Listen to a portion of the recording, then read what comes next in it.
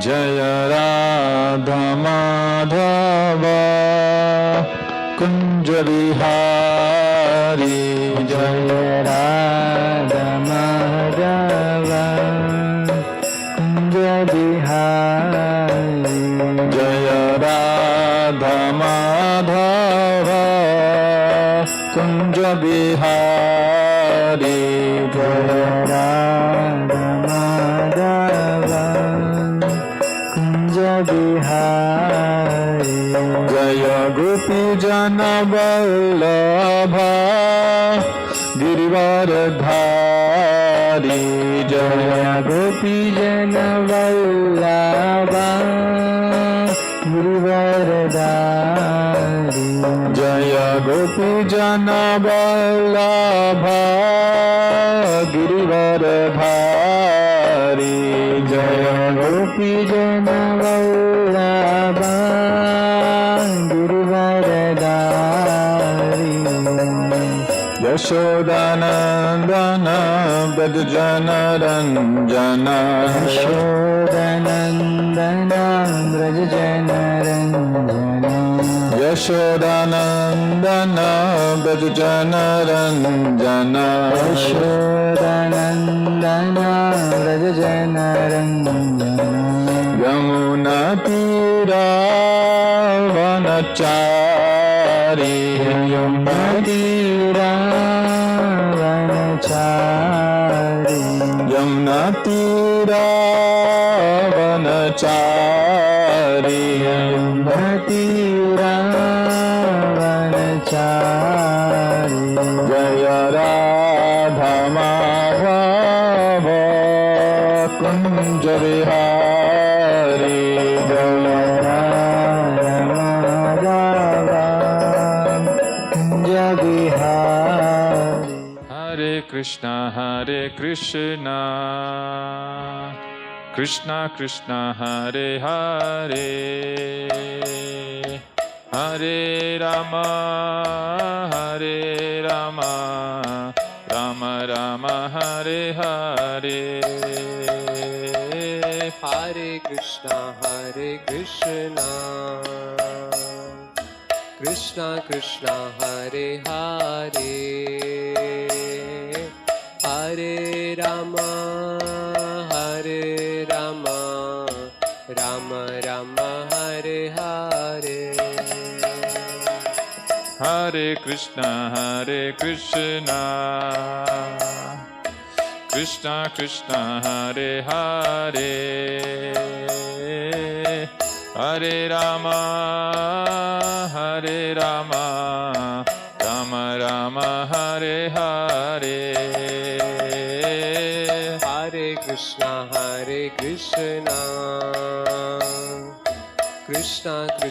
Hare Hare Hare Rama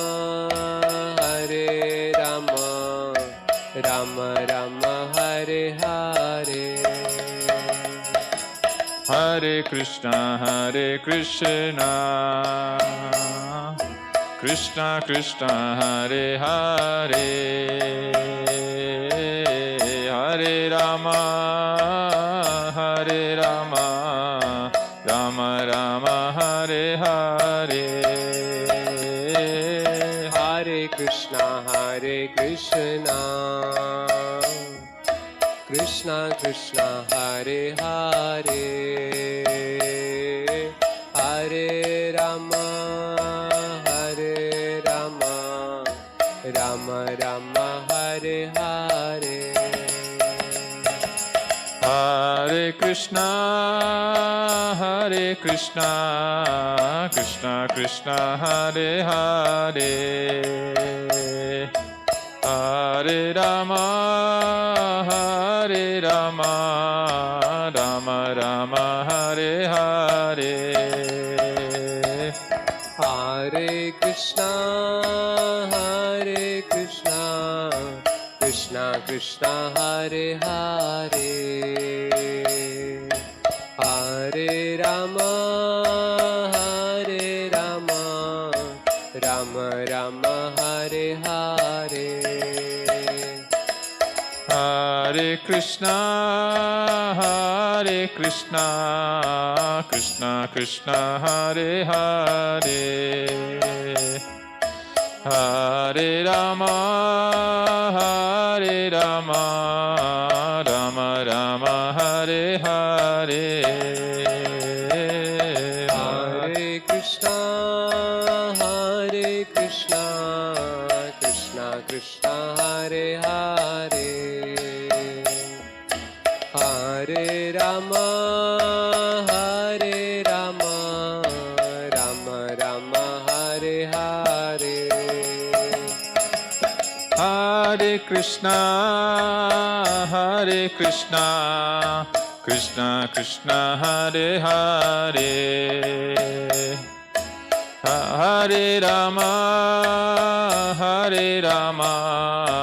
Rama Rama, Hare Hare. Hare Krishna, Krishna Krishna, Hare Hare, Hare Rama, Rama Rama, Hare Hare. Hare Krishna, Krishna Krishna, Hare Hare, Hare Rama, Rama Rama, Hare Hare. Hare Krishna, Krishna Krishna, Hare Hare, Hare Rama, Rama Rama, Hare Hare. Hare Krishna, Krishna Krishna, Hare Hare, Hare Rama, Rama Rama, Hare Hare. Hare Krishna, Krishna Krishna, Hare Hare, Hare Rama, Rama Rama, Hare Hare. Hare Krishna, Krishna Krishna, Hare Hare, Hare Ram, Ram Ram, Hare Hare. Hare Krishna, Krishna Krishna, Hare Hare, Hare Ram, Ram Ram, Hare Hare. Hare Krishna, Krishna Krishna, Hare Hare, Hare Ram, Ram Hare Hare. Hare Krishna, Krishna Krishna, Hare Hare, Hare Ram, Ram Hare. Jaya Krishna Balaram, Krishna Balaram, Krishna Balaram, Jaya Krishna Balaram, Jaya Krishna Balaram, Jaya Krishna Balaram, Krishna Balaram, Jai Krishna Balaram. Jaya Gauranitai, Jaya Gauranitai, Gauranitai, Jaya Gauranitai, Jaya Gauranitai, Jaya Gauranitai, Gauranitai, Jaya Gauranitai. Jaya Jaya Prabhupada, Prabhupada, Prabhupada, Prabhupada. Jaya Jaya Prabhupada, Prabhupada, Prabhupada, Prabhupada.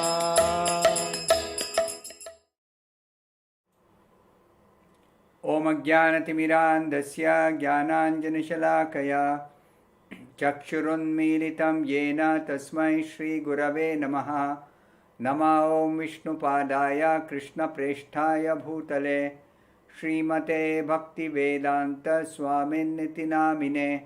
Namaste Saraswate Deve Gauravani Pracharine Nirvishesha Shunyavadi Paschatya Deshatarine Jaya Shri Krishna Chaitanya Prabhu Nityananda Shri Advaita Gadadhara Srivasadi Gaura Bhakta Vrinda Hare Krishna Krishna Krishna Hare Hare Hare Rama Rama Rama Hare Hare. Bhagavad Gita, chapter 5, verse number 23. Shaknoti haiva yassodhum prak sharira vimokshanat kama krododbhavam vegam sayuktas sukhi naraha.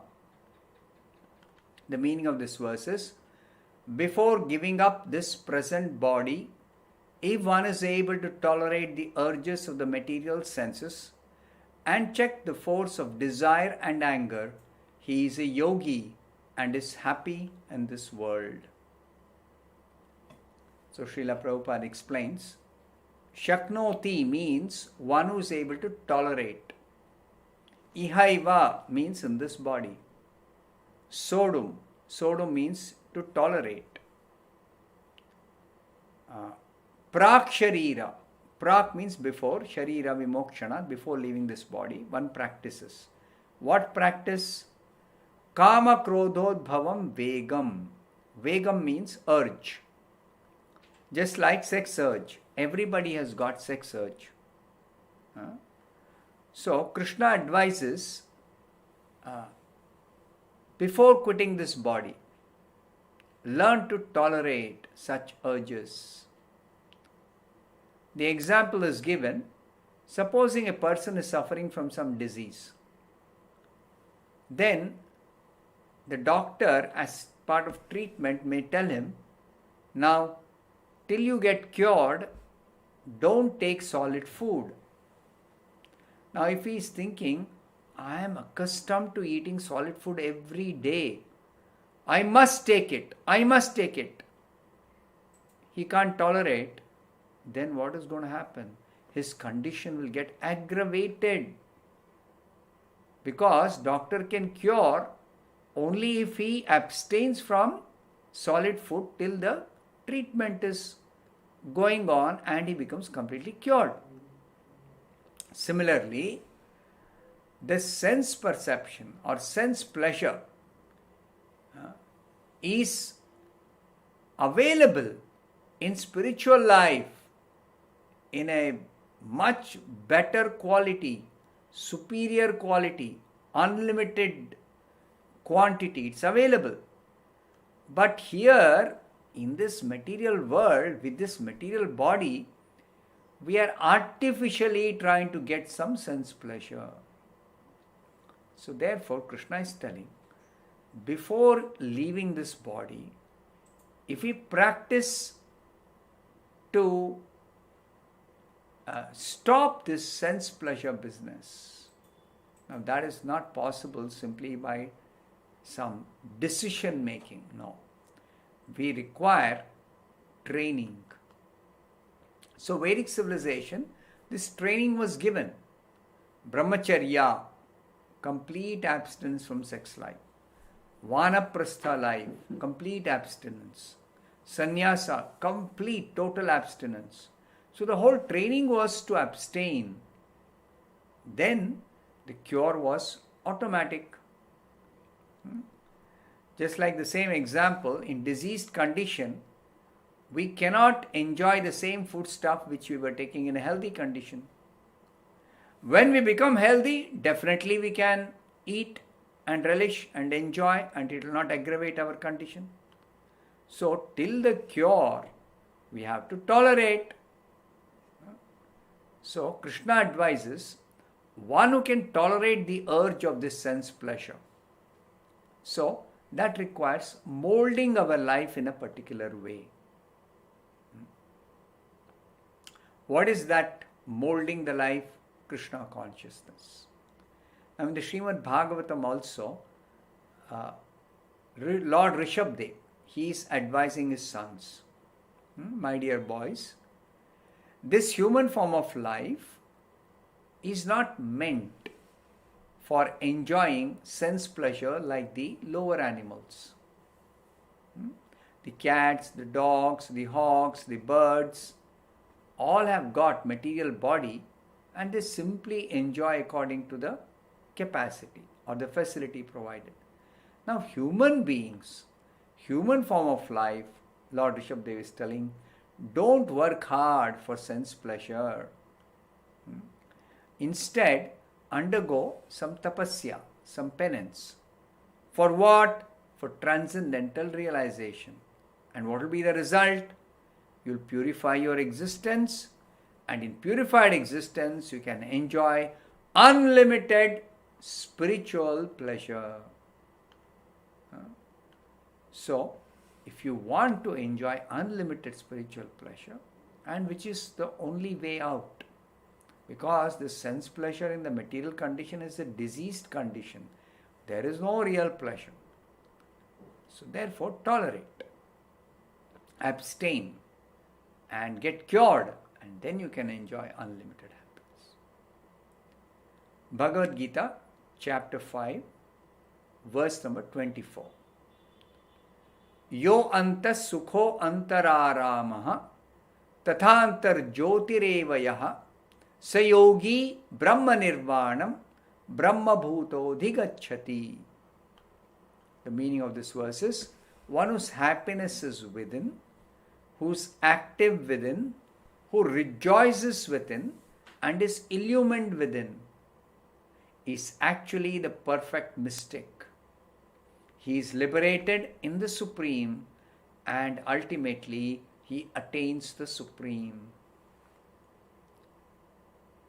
Now Srila Prabhupada explains, unless one is able to relish happiness from within, how can one retire from the external engagements meant for deriving superficial sense pleasures?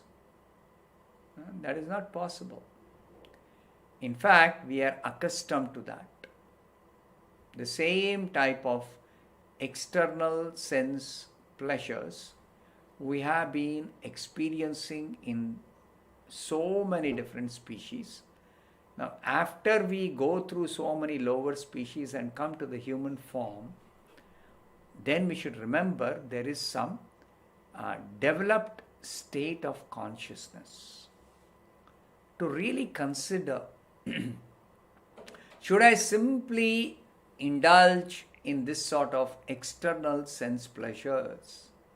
Is it real happiness? This we have to seriously consider, because we have got ability to think about what is the nature of such happiness, what is the real extent of pleasure that I am getting from this kind of indulgence. I have to think about it. That is possible only in the human form of life. So human form of life is very precious. That's why scriptures say human form of life is precious. So what is the special benefit of being able to consider whether I am really happy, whether I am really getting some pleasure? The benefit is you can get out of this conditioned life. Conditioned life means completely bound up by this material body, varieties of bodies, but all bind the real soul, the real you, the real person to this material world.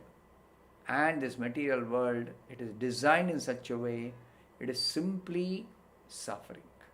It is simply suffering. Some relief from suffering, sometimes we think, oh, I am happy, I am enjoying life.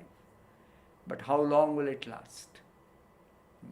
When death comes, again everything is finished. Or even before death comes, some other calamity, some other misery, some other problem, some other danger. So this material existence is not really a life of true happiness, real happiness, no. So therefore, inner happiness, and that is possible only if we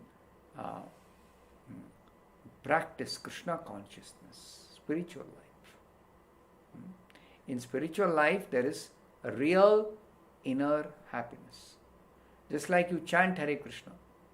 In the beginning, you may not be able to immediately experience some inner happiness, but you practice, wait, be patient, tolerate some abstinence from regular material happiness.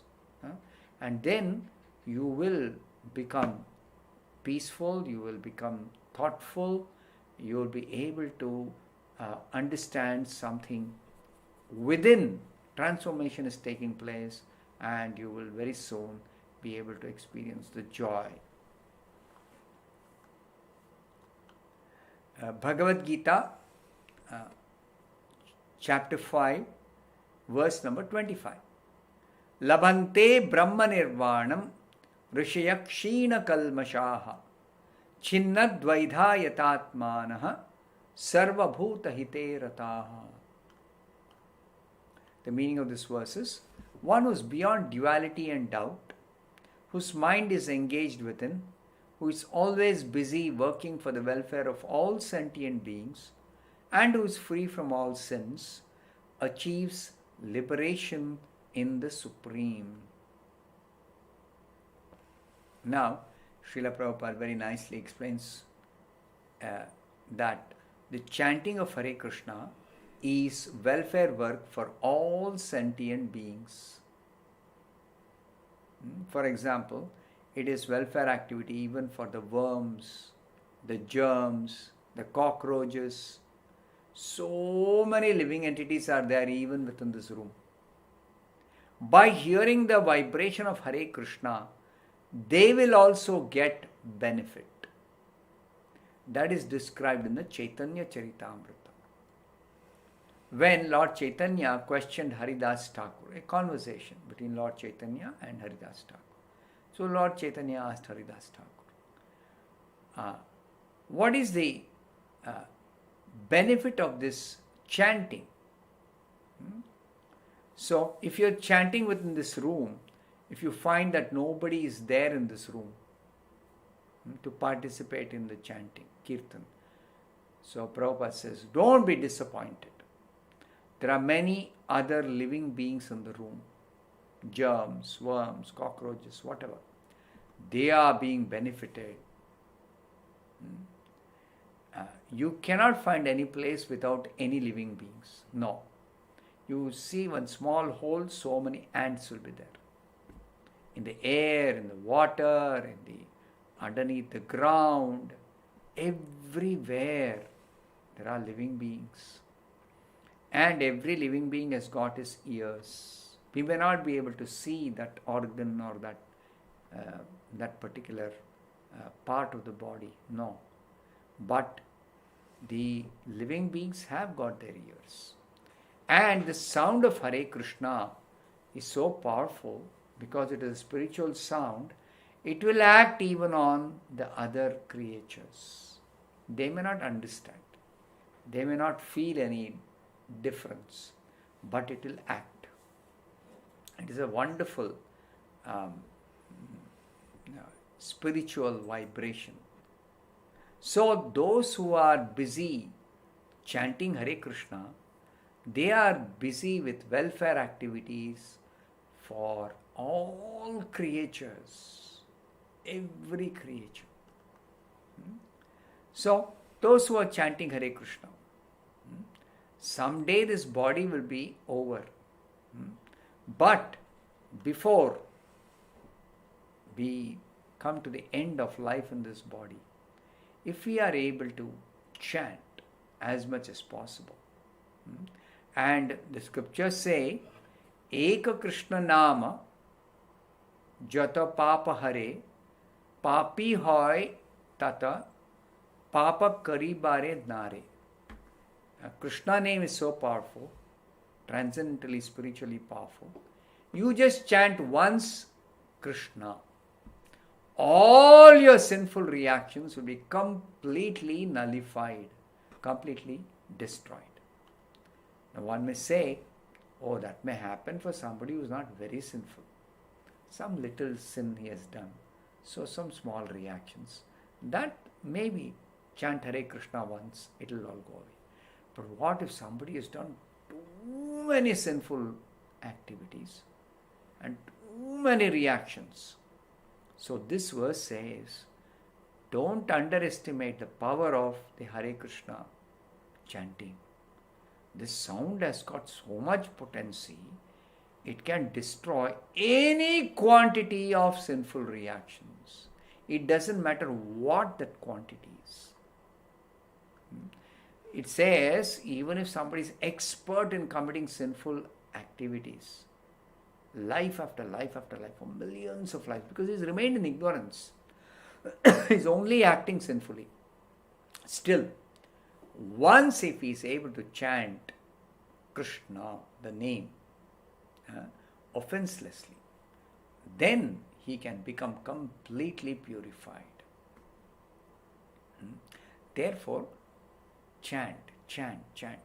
Even if somebody is chanting offensively in the beginning, by repeatedly practicing chanting, and of course supporting that chanting with other types of spiritual activities like taking prasadam, like worshipping the deity of Krishna or picture of Krishna, associating with devotees, hearing Bhagavatam, hearing Bhagavad Gita, like this, then you can actually come to the stage of offenseless chanting. And offenseless chanting, just once you chant, finished. All reactions are over. 100% purified. Now I'll take some questions.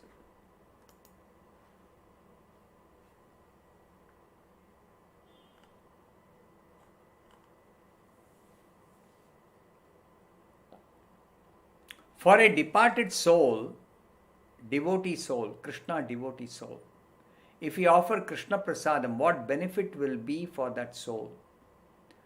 Now, devotee soul means Krishna is there to take care. Krishna is there to take care of everybody, but particularly devotees, Krishna takes personal charge. But when it is said that a person in the human form of life in this world has to offer Shraddha to the departed soul, his forefathers or his ancestors, that is more the duty for the person who has taken benefit from the ancestors, taken benefit from the forefathers.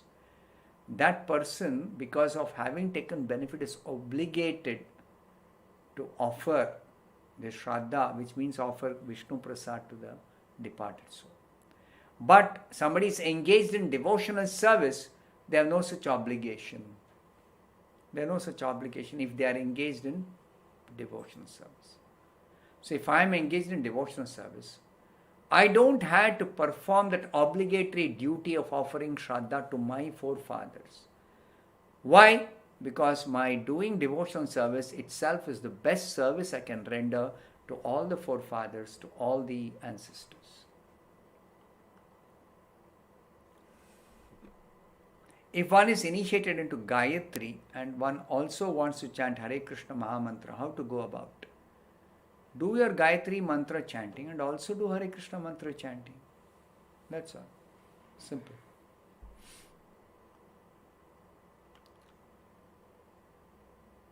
Is this understanding correct? We always have free will in every situation. Free will enables the jiva to desire. The desire is further acted upon by the mode of nature and sanctioned by super soul. Yes, this is correct. We have free will which enables us to desire, and whatever we may desire, that has to be sanctioned by the super soul.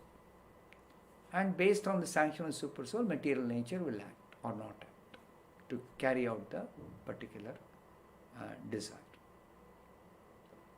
So fulfillment is not in our hands. Desiring is in our hands. And if we desire only spiritual activity, spiritual progress, then definitely Krishna is most anxious, most eager to sanction that. And definitely we are going to make progress. And we guarantee to make progress to ultimately go back to Krishna for eternal life. Following the 4 regulative principles, are these on the thought, feeling, word level too? Yes. Yes, definitely.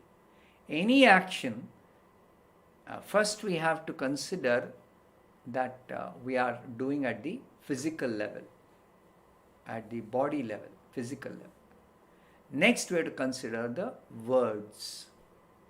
Supposing I have stopped sinful activity at the physical level, then my words I have to watch. I should not speak any bad words. I should not abuse anybody. I should not scold somebody. I should not use abusive language against somebody. So that also is sin at the verbal level. Then at the mind level, not think ill of anybody. Don't envy anybody. It is said pure devotees are nirmatsaranam satam.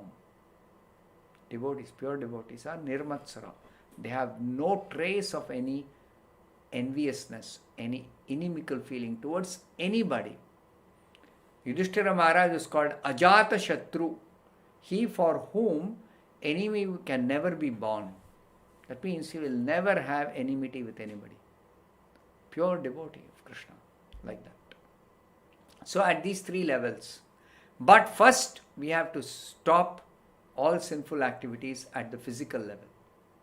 Next at the verbal level. Now verbal level, simply if we keep chanting Hare Krishna, if we keep preaching Krishna consciousness, and otherwise we restrain our tongue not to speak anything else, then we can automatically stop this sinning through the words. And mind, fix the mind on Krishna by constantly chanting Hare Krishna or engaging in some devotional service. That way also mind can be restrained from sinful activity. It is said matter is greater than senses, and senses is greater than mind, and mind is greater than intelligence. No, this is not the correct sequence. It is said that above the senses are the sense objects, and above the sense objects is the mind, and above the mind is the intelligence, and above the intelligence is the soul. So, soul is the topmost in this hierarchy. But that is not the case with those who are engaged in material enjoyment or trying to be materially happy, entangled in this world.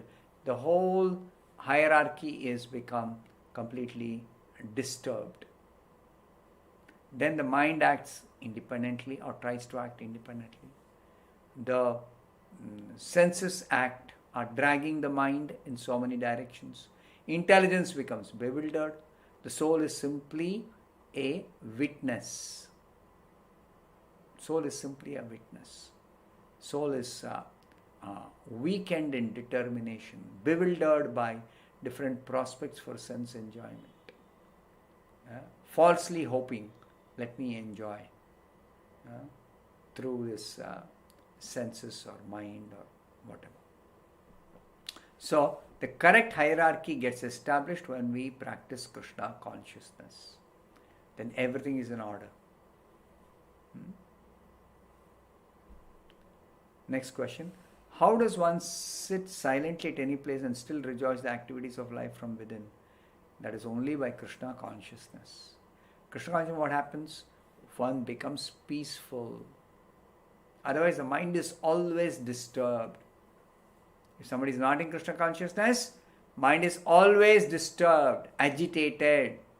At slightest suggestion for some sense gratification, immediately mind becomes agitated.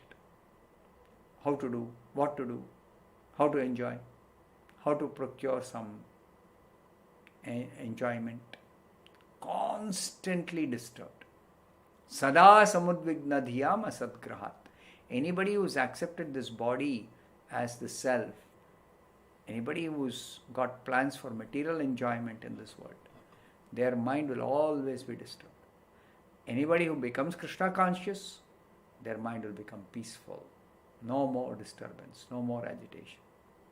Then such a mind can be fixed in Krishna consciousness. A peaceful mind only. Agitated mind cannot be fixed. It will simply keep wandering everywhere.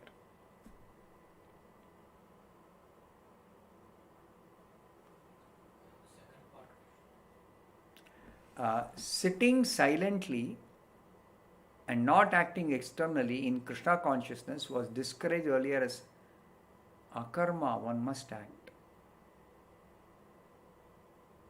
No, in the 3rd chapter there is a verse which says that somebody is externally posing as if he is engaged in some meditation within, but inside his mind is dwelling on sense objects.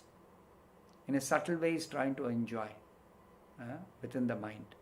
So that is called cheating. Pretender, such a person is called pretender. And such a pretender can never actually properly practice any yoga system. Neither he will be able to make any progress in Krishna consciousness, in spiritual life. He will never make progress. It's simply cheating, that's all. It's maybe good for misleading some innocent people. But ultimately, one will never make any progress. One will only degrade himself.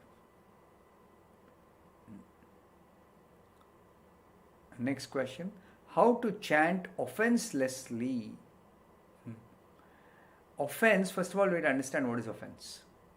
Offense means it is something, a consideration for one acting on the spiritual platform. Just like chanting Hare Krishna is a spiritual activity. Now this spiritual activity has to be done according to the rules and regulations which are given in the scriptures. Just like it is said in the scriptures, we should not commit 10 types of offenses, 10 types of mistakes we should not do in chanting Hare Krishna. One of the mistakes is that somebody who is chanting Hare Krishna may find fault or criticize a devotee. So the scriptures say, don't find fault with other devotees. Don't criticize other devotees. Like that. There are offenses to be considered in chanting Hare Krishna, 10 kinds of offenses, and we should abstain from committing these offenses.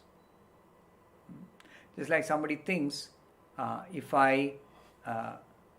even if I do some sinful activity, if I chant Hare Krishna, this Hare Krishna mantra is so powerful, it will purify me of sinful reactions.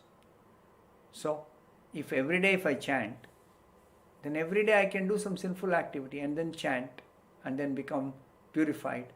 And again chant, again I will become contaminated by sinful activity. I can again purify. No, it doesn't work like that. Now, chanting results in purification, provided somebody has stopped sinning. And that purification also is not in our hands. It is not like I press the button of some machine and there is machine is in working order and it has got some power or whatever to operate. So I press one button, it will work. It's not like a mechanical activity. No. This chanting Hare Krishna. It doesn't work mechanically. It has to be done with proper attitude, properly following the principles of the scriptures. One who is engaged in chanting Hare Krishna, scriptures say, don't do mechanical chanting. Thoughtfully you have to engage in chanting Hare Krishna.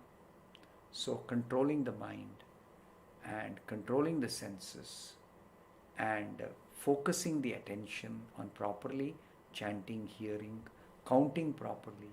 All these are explained in the scriptures. So please read that. What are these offenses? Then also it is explained how to avoid the offenses. And in that way gradually you can come to the stage of offenseless chanting. So I'll stop here. Thank you very much. Hare Krishna.